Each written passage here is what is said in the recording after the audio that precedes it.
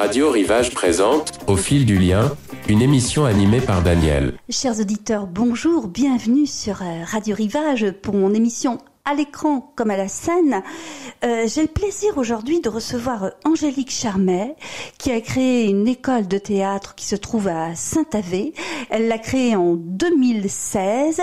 Elle était professeure au prestigieux Cours Florent à Paris, qui était en fait une école créée en 1967 par François Florent, grand homme de théâtre, et qui disait d'elle, quand il lui a remis son brevet diplôme, c'est une des meilleures pédagogues de France.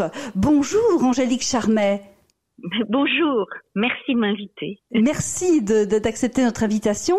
Alors quel parcours Angélique Charmet, professeure au prestigieux cours Florent, puis passionnée que vous êtes, vous décidez de transmettre vos connaissances, votre passion à de futurs comédiens en créant cette école. Racontez-nous votre parcours.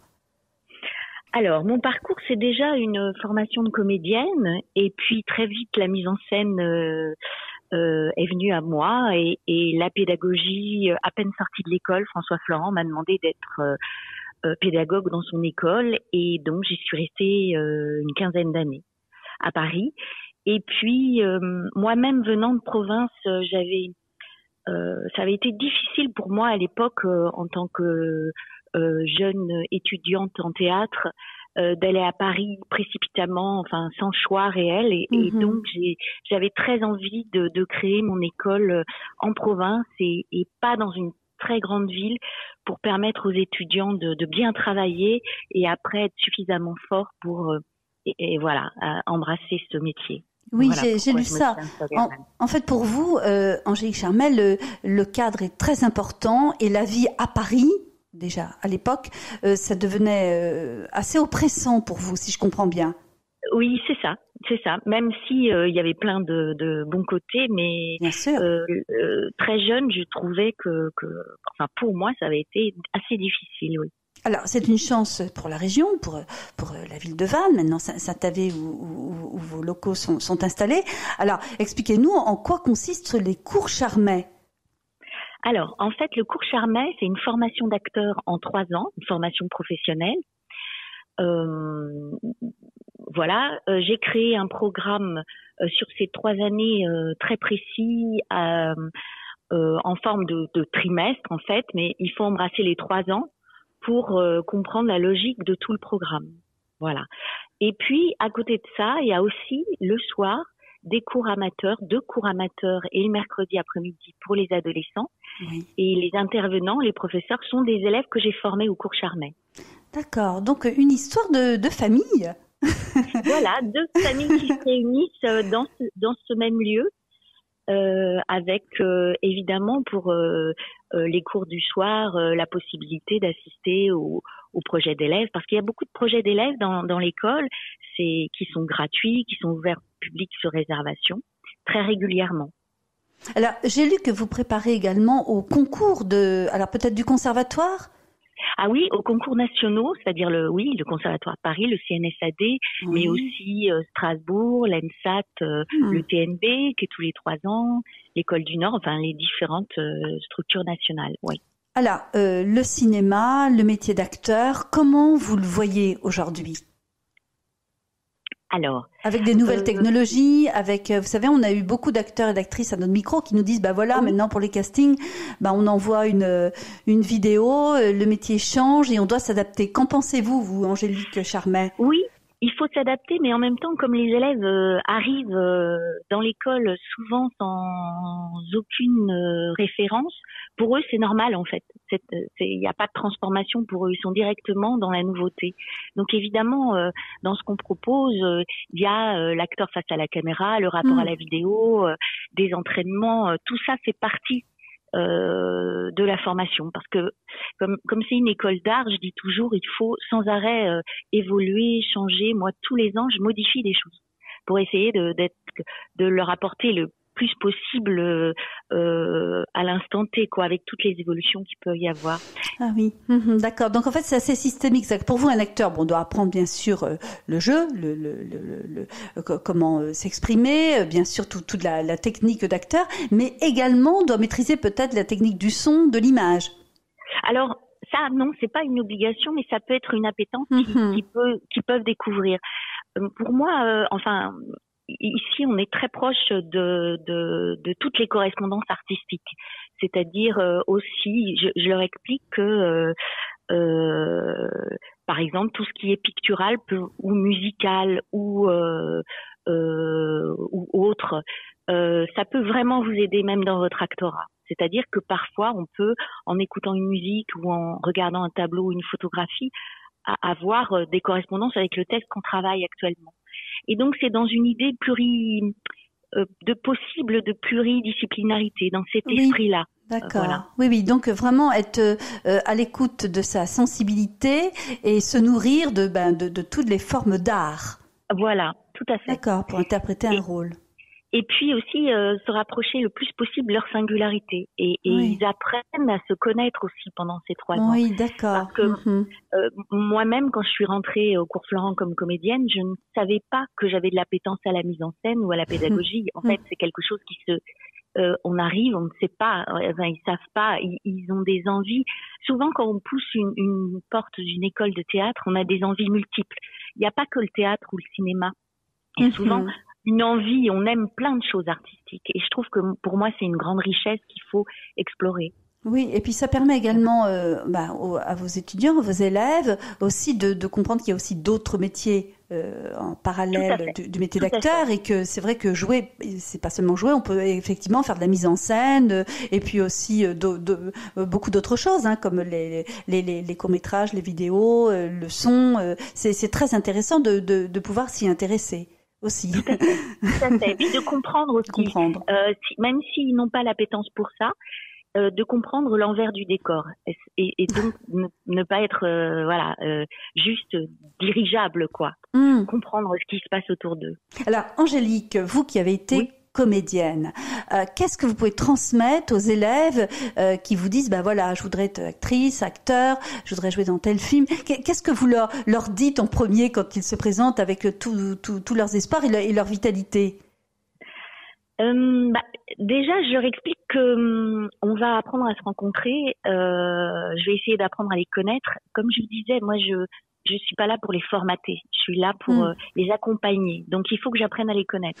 Donc, pour entrer dans mon école, il n'y a pas d'audition de scène. En fait, il y a un entretien d'1 heure et après une période probatoire, un stage d'1 mois avec moi, où on travaille des exercices, des impros, un monologue et là, au bout de ce mois probatoire et cette heure de rencontre, qui n'oblige pas à rentrer dans la formation d'acteur, là, je peux plus leur parler. Vous voyez, plus les conseiller sur la bonne idée ou pas d'intégrer une école comme la nôtre. Oui, parce qu'en fait, c'est important aussi qu'ils comprennent aussi les enjeux, les obstacles et qu'ils y soient préparés. Alors, je réécoutais une interview de Michel Bouquet qui parlait justement de son travail. Il était professeur, je crois, c'est au Conservatoire national à Paris, et il disait, il faut que j'apprenne à connaître mes élèves comme vous, et que c'est important de partir de leur matière à eux, c'est-à-dire qui ils sont, et pour leur permettre d'aborder le maximum de rôles différents.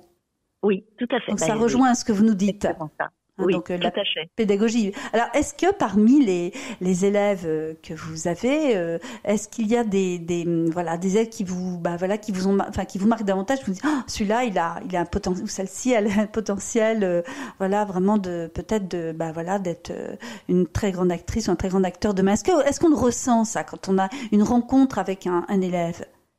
Alors moi, je m'interdis ça. Parce que mon expérience m'a montré que on peut avoir des très belles surprises, et dans un sens ou dans l'autre d'ailleurs. Donc non, moi c'est la personne qui m'intéresse. Et comme toutes les personnalités m'intéressent, après c'est ma façon d'être aussi. Non, je rentre pas dans ça. Après, il est vrai qu'au bout des 3 ans, même au bout d'1 an, il y a des choses qui se dessinent. Je vais pas vous mentir, mais j'ai envie de vous dire, il y a des élèves sortant des 3 ans qui ne seront peut-être pas comédiens, parce que je suis pas Cassandre, mais il est clair que peut-être, comme on disait tout à l'heure, ils vont trouver un autre chemin, une autre ramification, mais qui n'aurait pas pu exister sans être formés à l'actorat, ou autre chose. En tout cas, j'ai l'impression que quand ils rentrent ici, ils ont des envies d'actorat, mais pendant ces 3 ans, il peut y avoir autre chose aussi qui se dessine. C'est pour ça que je me permets pas de rentrer dans ce que vous dites là. Vous voyez? Bien sûr, bien sûr. J'essaie d'être, je suis là pour les accompagner, je suis pas là pour les juger. Bien sûr. Alors par contre, je vais leur dire, vous travaillez pas assez, je vais les accompagner. Oui, non, je suis quand même. Oui, il y a l'exigence, bien sûr. Je suis très exigeante, ouais. Oui, je suis très exigeante. mais je rentre pas dans oh, toi t'es bien, toi t'es pas bien. Non, oui, bien sûr, oui. C'était pas tellement le sens de ma question, mais c'était, voilà, des fois on a des rencontres, des coups de foudre pour des élèves qui, on se dit, oh là là, il y a quelque chose, quoi. Vous qui avez été comédienne, en plus, et qui avez été professeur au cours Florent. Donc, c'est quand même, c'est des choses peut-être qu'on ressent tout de même. On s'est dit, tiens. Oui, c'est vrai, mais j'essaie de pas le montrer. Et oui, d'accord, mais vous le ressentez.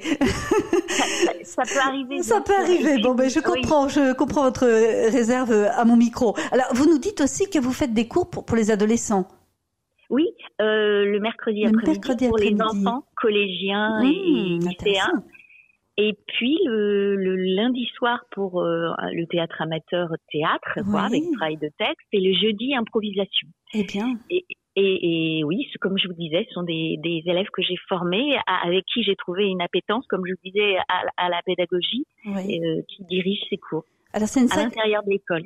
Voilà, c'est une sacrée aventure. Alors, à l'époque actuelle, on dit beaucoup, mais c'est une réalité que beaucoup d'enfants et d'adolescents sont en difficulté d'expression orale. Alors, il y a eu cette période de Covid qui a beaucoup marqué certains enfants. Les psychiatres le disent, dans certaines crises actuelles, dans certains développements de très jeunes enfants.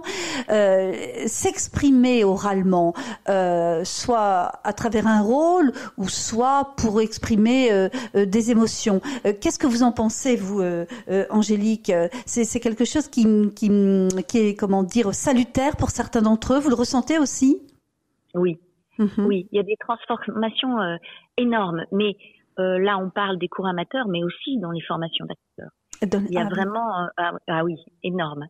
Parce que parfois, là, je vais mélanger les deux, mais même dans l'actorat, il y a des personnes d'une grande timidité qui peuvent être des très bons acteurs. C'est pas aussi simple. Oui. Mais pour en revenir notamment aux jeunes gens, c'est vrai que ça les aide beaucoup. Moi, je le vois, même si, parce que je les vois régulièrement, et notamment en fin d'année, entre le début et la fin, il y a une évolution immense, notamment c'est-à-dire, par exemple, tout le travail d'improvisation, ça les oblige à écouter, à être réactifs.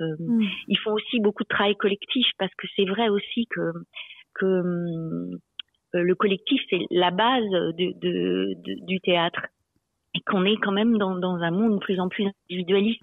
Donc il y a aussi sur la prise de parole, mais aussi sur les comportements. Je trouve qu'il y a une évolution forte quand ils choisissent de prendre des cours pendant une année, en tout cas, parce qu'il faut quand même un temps long pour que les choses évoluent. Il faut une confiance, il faut prendre le temps de connaître son groupe, de s'en sentir un peu comme dans un sanctuaire. Et là, il y a plein de choses qui se révèlent, mais en fait, c'est révéler qui ils sont vraiment. Oui. Oui, alors il y a aussi l'importance d'appartenir à une troupe. Oui. Alors, c'est pas une troupe en tant que telle. Mais dans sa symbolique, un groupe, un cercle. Tout à fait. Oui, c'est ça, tout à fait. Pouvoir s'exprimer, et puis aussi se confronter au regard de l'autre dans une société qui justement parle beaucoup de harcèlement, notamment je pense au travail, et aussi bien sûr à l'école. À l'école, et où là ça doit être quand même des cours assez bénéfiques, avec des déclinaisons un peu inattendues. Oui, tout à fait. Donc ça, c'est très intéressant. On voit que le théâtre peut aussi avoir un angle, même si c'est pas votre propos, mais peut aussi apporter sur un plan plus thérapeutique, si je puis dire, beaucoup de choses pour la jeunesse.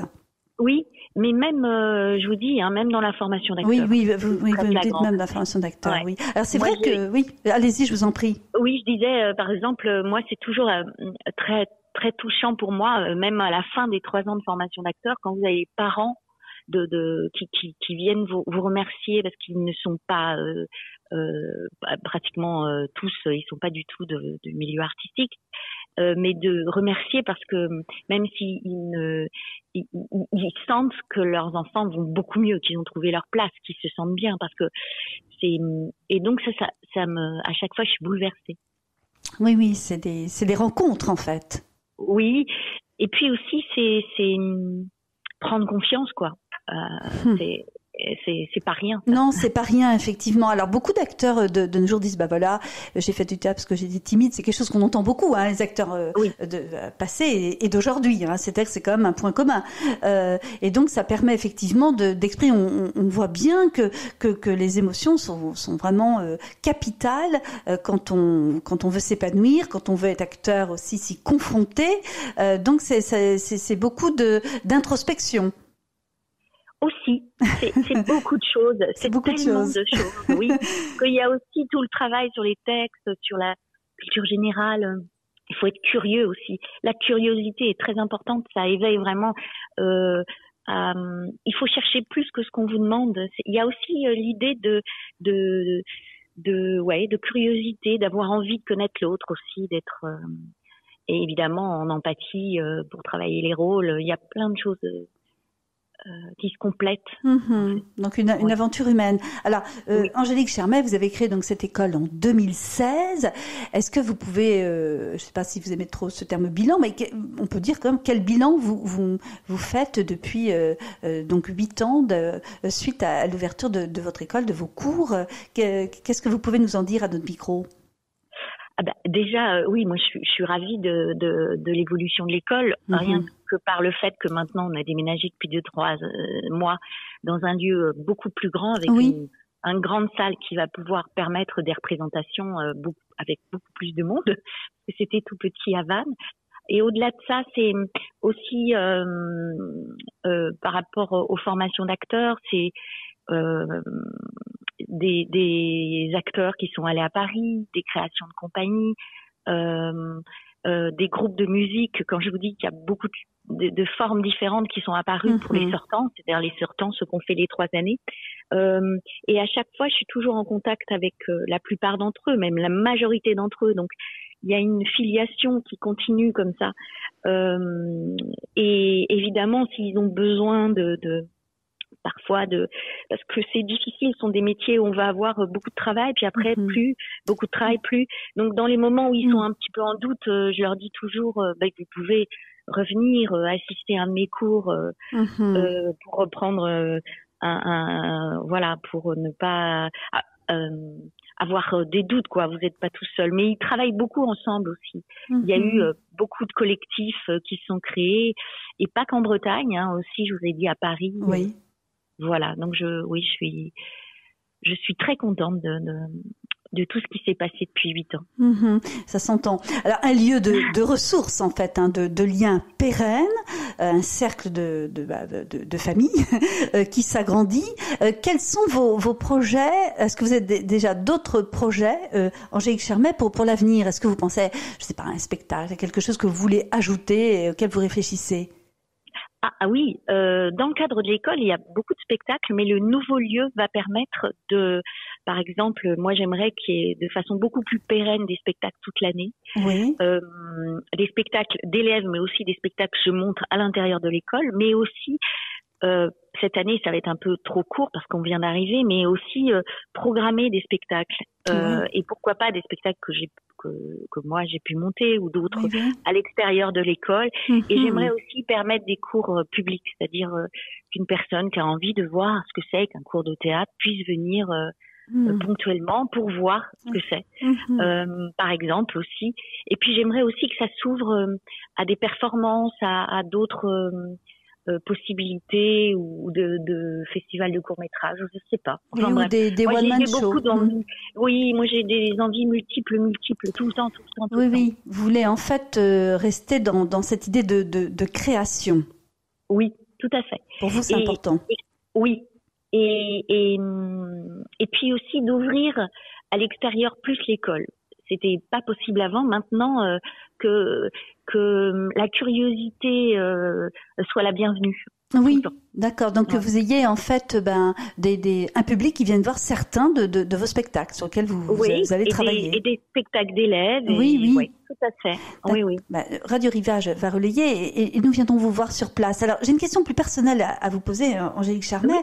Vous qui avez été comédienne, est-ce que il vous arrive, je sais pas, de réfléchir à un rôle que vous aimeriez interpréter? Est-ce que vous avez ce rêve de comédienne?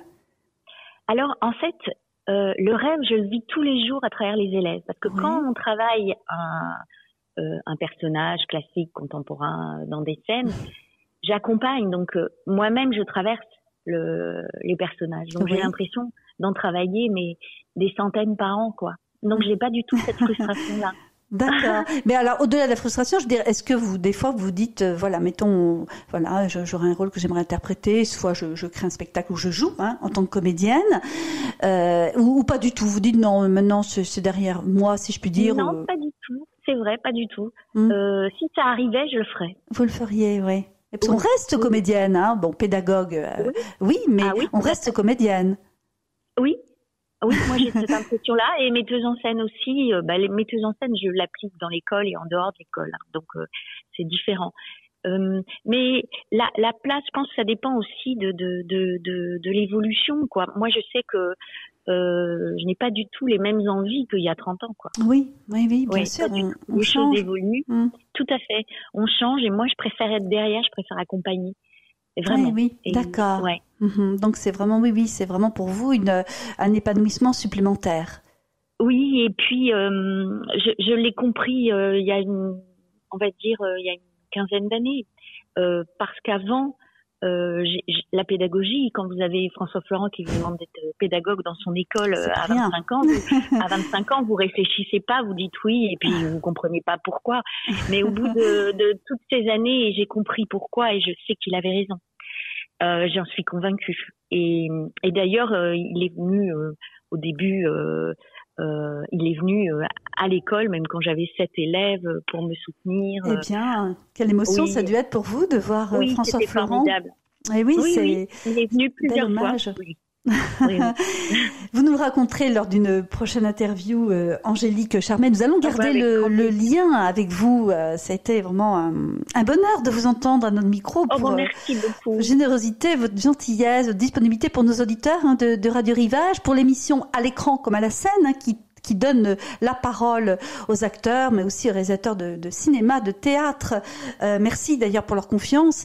Je vais remercier Marie-Noël et Caroline qui m'ont aidé à préparer cette interview.